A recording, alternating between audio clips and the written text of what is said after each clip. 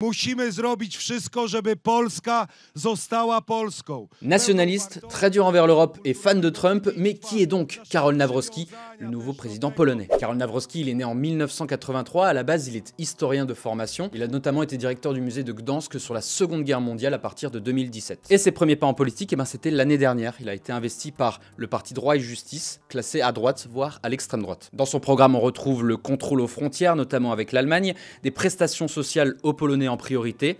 Il souhaite une Europe moins fédérale et moins d'aide à l'Ukraine. Et d'ailleurs, même s'il se dit allié de l'Ukraine, il est quand même très critique. Il reproche à Kiev, je cite, de ne pas avoir fait preuve de gratitude pour ce que les Polonais ont fait. Ça vous rappelle peut-être quelque chose?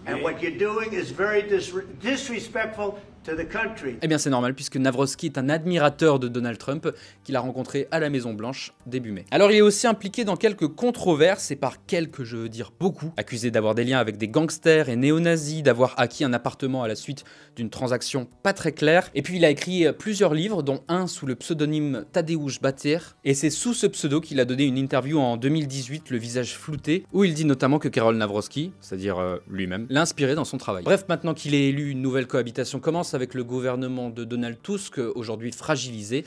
Ça s'annonce plutôt tendu.